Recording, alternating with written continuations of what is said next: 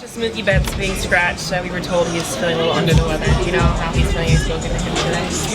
Just by text. Right now, he's here. He's laying low, relaxing. It's one of those things that he just, I don't know if it was a food poisoning or what it is, but he just doesn't feel well.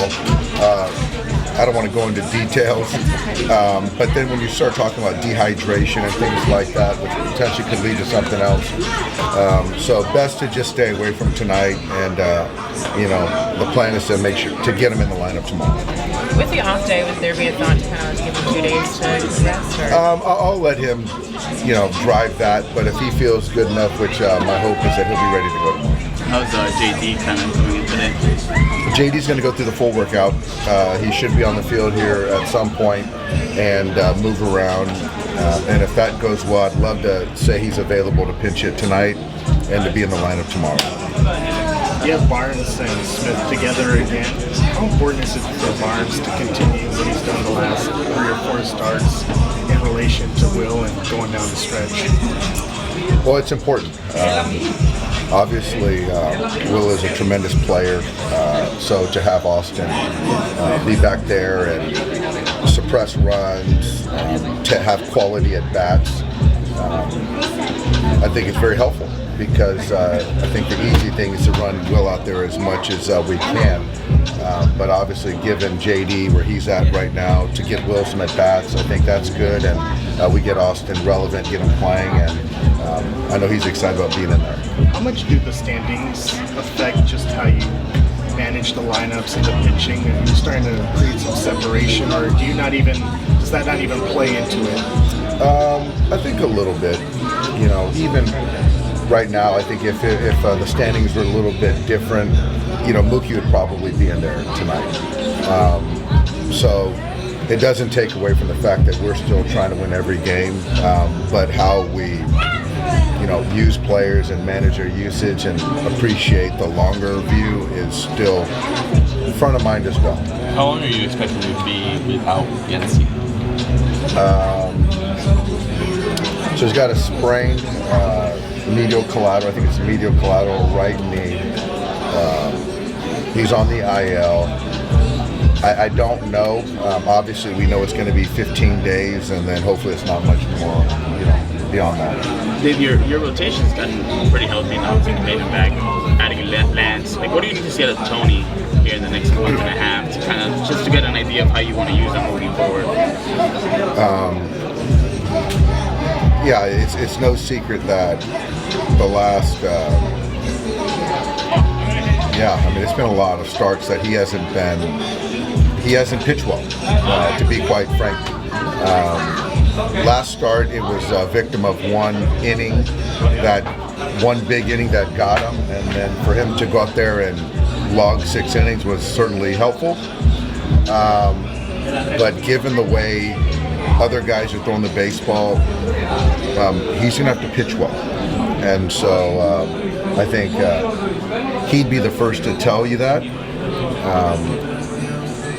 But as we start getting guys back and we start kind of honing in on, the end of the season, we're going to go with our best pitchers, and that's the way it should be. Considering he's been dealing with stuff physically, you said, has there ever been any thoughts of shutting him down and sort of just giving him a chance to reset things a little bit? Yeah. I think that we've talked about it. I think that where Tony's at right now, he wants to kind of work his way through things. But having the reset has been talked about, because at the end of the day, health is number one, but then performance is right there with it. So if the health or not being 100% is compromising performance, then we might have to revisit that conversation. When you watch him, can you tell he just doesn't look right and just so wide? You know what? I can't when I watch him. The only thing I can say is that the execution just isn't there. So that could speak to something. But velocity at times looks the same, the delivery same. He executes some really good splits at times, slider at times, but the overall kind of consistency of his pitches hasn't been there. So if that's a tell, but from my eye, I can't see that he's not.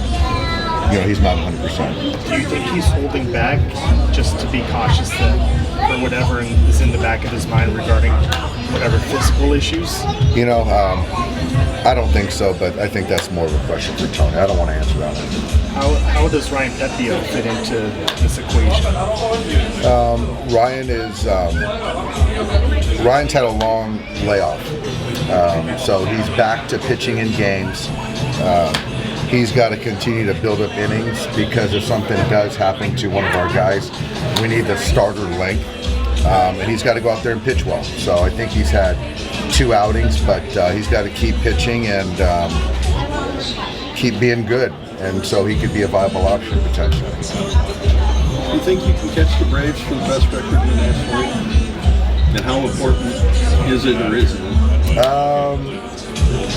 It's certainly possible, but I think for us, we're not really.